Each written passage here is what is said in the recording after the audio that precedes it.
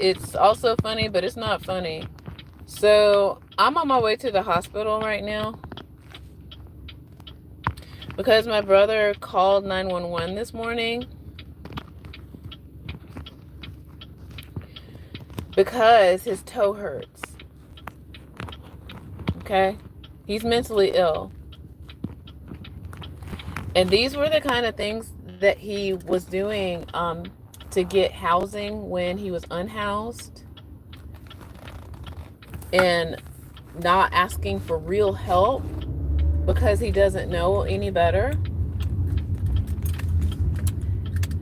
Even yesterday, Avenue Southeast for 1 mile. As you can hear, I'm getting directions to the hospital because it's in the middle of rush hour right now. And I'm not happy. I'm gonna just be honest. I am not happy. Because I'm trying to give him the care he truly needs. And I think he's reverting back to doing things that he's used to doing. And I had a feeling that something like this would happen soon again, because I think he's tried this before since coming to live in the city with me. The reason why, so I'm heading across town. I purposely found him like clinics and a place to go to if he is having an emergency, which is probably 5 minutes away. But no, he found out where I go to the doctor, and he insists on going to the same doctors I go to. Not the exact doctors, but at least the same hospital of doctors. I'll just say that. And I tried to convince him for, a couple of months or whatever. I kind of had decided to go ahead and try to get him an appointment with not my doctor, but at least, like I said, the hospital of doctors in the same system. And as of yesterday, I asked him about going to therapy again, and he said no.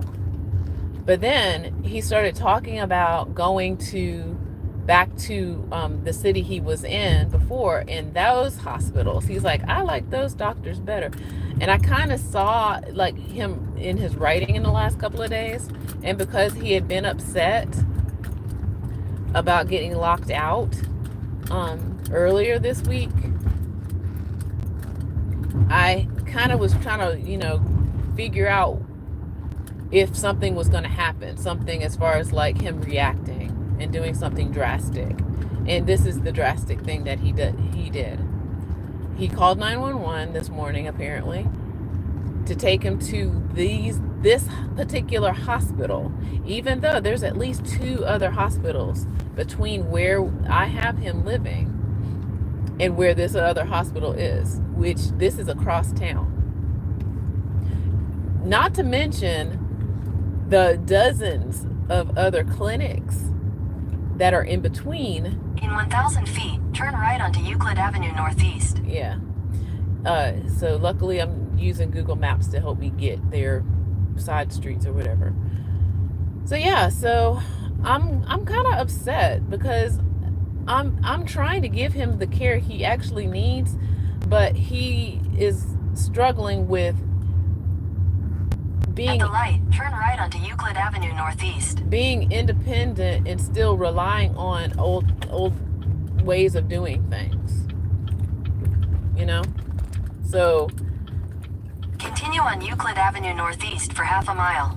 And the reason why I figured this out this morning is because, yeah, as I'm saying, I already go to this particular hospital of doctors, and I'm already in the system. And I was trying to set him up with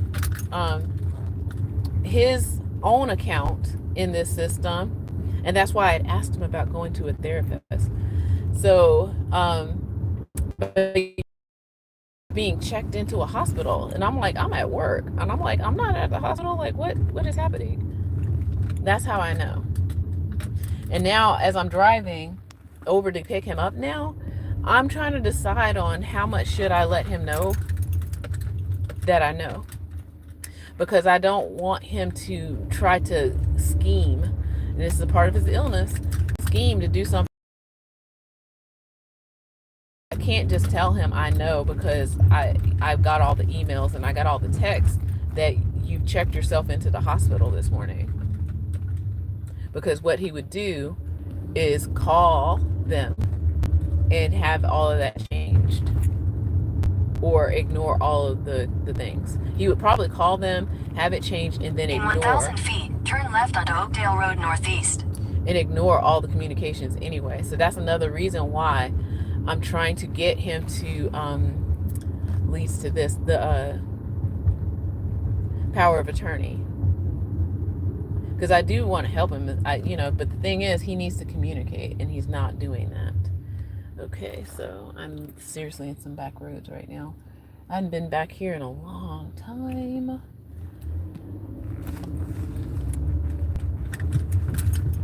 So yeah, so that's what I'm doing. Turn left onto Oakdale Road Northeast, then turn right onto Fairview Road Northeast. So yeah, I'm kind of upset that he would do this. And maybe I'm also feeling like, I don't want to say embarrassed, but I feel like he doesn't understand that he's wasting resources. At the light, turn right onto Fairview Road Northeast. He's calling emergency. Now, we've talked about this before, and again, this is where his short-term memory comes into play. It's like, you don't call 911 because your toe is hurting or your leg is hurting. Continue for 1.5 miles. You call 911 when you feel like you're about to die. But he doesn't understand that. Because what he's been doing to survive the last few years was do exactly what he just did. You see what I'm saying? And you make appointments to go see a doctor, and then you go to your appointment to get care rather than calling 911 so that they can come and take you, and you're sitting in the emergency room all day, for which that's what he was doing. So these are the things that I have to have patience with him with. I have to, but also get him to understand how serious that what he's doing is not helpful to him or to anybody else.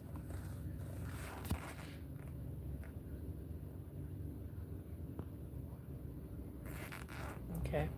And I'm also streaming because I don't want to end up telling him all this stuff. It's like I'm kind of upset with him. Okay? I'm kind of upset because, like I said, I kind of saw it coming as of yesterday, and that's why I asked, hey, do you want to see a therapist?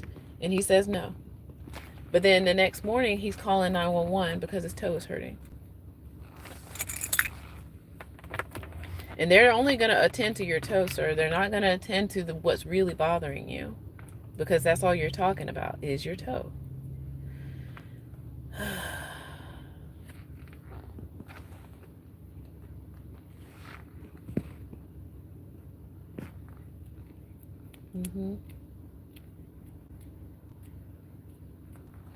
And that's also another reason why I most likely should probably be looking into long-term care for him.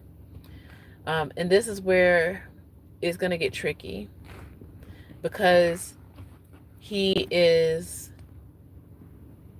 used to doing this, thinking that he's taking care of himself, and he's not actually getting what he really needs, which is mental health care.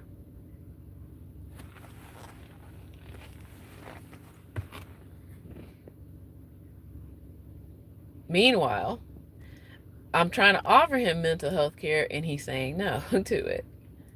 Let me see how far away. See, I'm only a mile away, so luckily I'm taking back roads. I don't know. So as I'm investigating long-term care for him, the fact that he is still too young to be put in senior living care, but he needs memory care. Okay. And he does not recognize that what he think is physical pain is actually emotional and mental distress.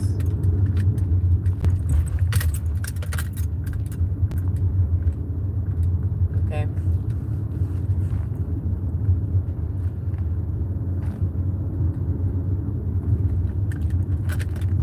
And as I said this morning, I have to be responsible. So he's not being responsible with what he thinks he needs. So I have to do that for him. And I was thinking this weekend I was going to try to get him to go ahead and finish signing some paperwork that I already have. And we had already talked about that if something happens, I can help him. But if you don't sign it, I'm not forcing him, of course not.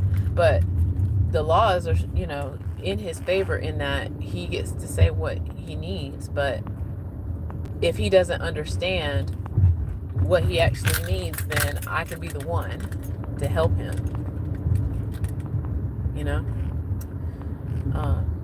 So yeah, maybe it might be when I pick him up that we head straight to like a notary republic or something, because he is feeling something, but it's not 911 something. He's feeling something, but if he had a therapist, he would be able to call that person and talk to them. And I don't know. Sorry. It's like, yeah, I like I said, I'm doing this for the sake of just getting it out so that I don't put it on him, because he's the one that's ill mentally, But like I said, I walk around with this paperwork for the opportunity to be able to, get it signed and notarized, so that I can help him get the real help that he needs, the real help. In 800 feet, at the traffic circle, take the first exit onto North Decatur Road.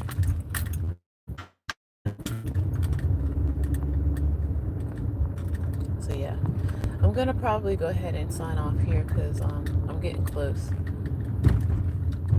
and hopefully we can get through this traffic really quick. And I'm going to head to a notary republic and see what happens.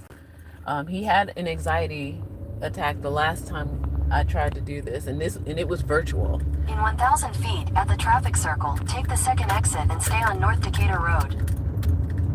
So it was virtual. But I've been giving him more nutrients that help him manage stress a little bit better. So hopefully, since you're sitting in the emergency room basically all day, I think you can probably handle getting in front of a notary republic and giving your ID and then signing this paperwork. That's what I would like to think that he can do. All right, so in a quarter mile, turn left onto Clifton Road Northeast.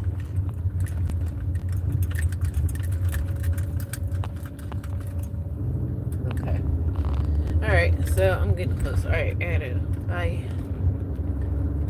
Take care out there. Seriously. Bye. That's not funny.